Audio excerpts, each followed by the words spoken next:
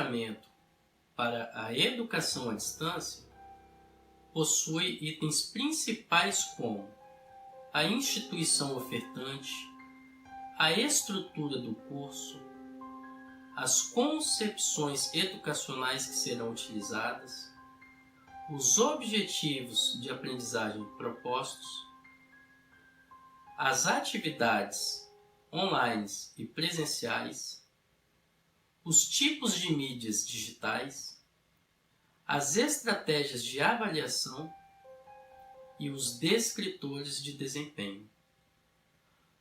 Todos esses itens eles podem ser representados por uma tabela de planejamento da educação à distância que representa exemplos de estudos e avaliações referente às atividades online e presenciais. Vamos ver essa tabela de planejamento da educação à distância.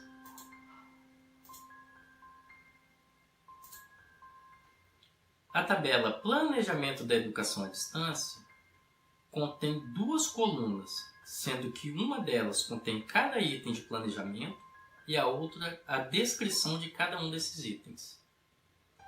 Quanto ao item Instituição Ofertante, este contém a seguinte descrição: analisar a característica da instituição ofertante do curso, sua forma de organização e serviços educacionais disponíveis.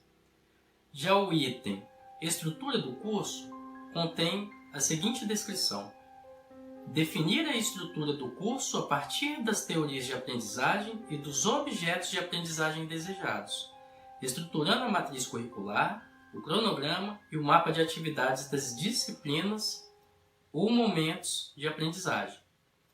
Já o item Concepções educacionais, este contém a descrição de pensar a concepção educacional de base desse processo como função social da ação educativa, a concepção de sujeito, as teorias de aprendizagem consideradas e o perfil dos egressos.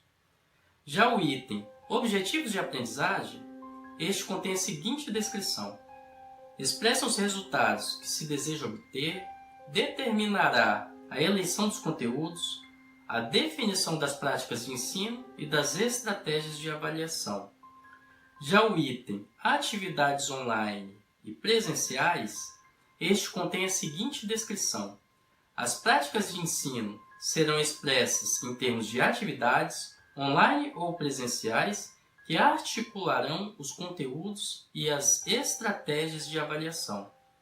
Já o item Mídias digitais, esse contém a descrição de eleger as mídias digitais que, em articulação com a estrutura do curso da instituição ofertante, serão utilizadas para disponibilizar os conteúdos, atentando para a diversidade de perfis de aprendizagem dos estudantes e para a questão da acessibilidade.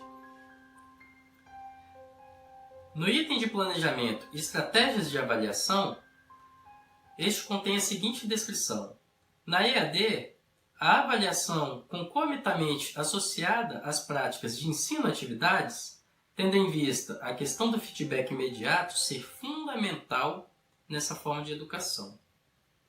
O último item, ele diz respeito aos descritores de desempenho, e ele contém a seguinte descrição: definidos de forma clara e mensurável nas estratégias de avaliação, os descritores de desempenho indicam se os objetivos de aprendizagem foram alcançados.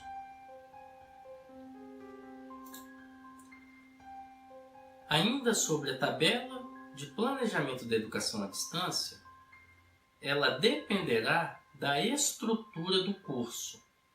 Vejamos a figura a seguir.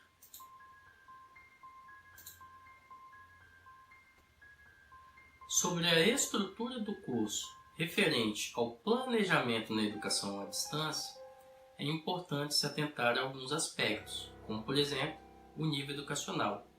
Existem várias definições para o nível educacional.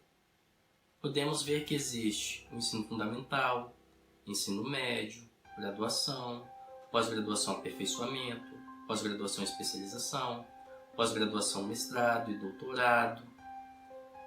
Dessa maneira, um conteúdo que é ministrado para um aluno do ensino fundamental talvez seja diferente de trabalhar em uma graduação. Vamos dar um exemplo.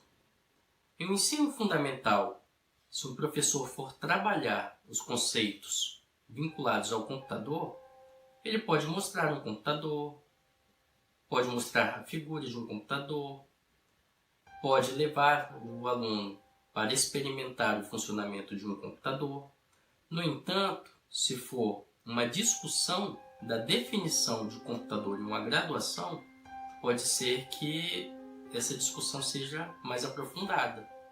Pode ser que discutam o computador como uma metamáquina, porque possui a capacidade de controlar outros tipos de máquina, como, por exemplo, a televisão. É possível controlar o que vai ser passado em uma televisão através do computador. Porém, o oposto não é possível. Não é possível controlar o que vai ser exibido em um computador através da televisão. Porque se a televisão efetuar esse mecanismo, ela deixará de ser chamada de televisão.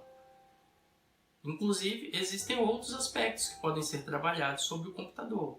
O computador em uma perspectiva de software e hardware, ou até mesmo o computador como processamento de dados. Referente ao tipo de curso, existem algumas definições também, como por exemplo, totalmente à distância, a distância com encontros presenciais para avaliação, a distância com encontros presenciais para aulas, ou seja, para definir a frequência e para avaliação, e referente às demandas do polo, seja para as aulas presenciais ou mesmo não presenciais.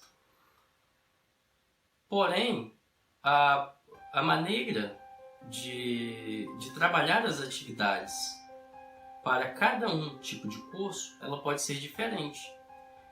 Se a aula for totalmente à distância, pode ser que os recursos que você tem para aplicar uma prova pode ser através de um questionário online. Ao ensino presencial, poderia ser, por exemplo, uma avaliação através de uma prova escrita discursiva. É importante se atentar também ao aspecto do público-alvo, pois existem algumas diferentes definições, como por exemplo, curso aberto sem pré-requisito, curso destinado a determinada habilitação profissional, ou ainda curso destinado a determinada habilitação profissional com exigência de vínculo empregatício.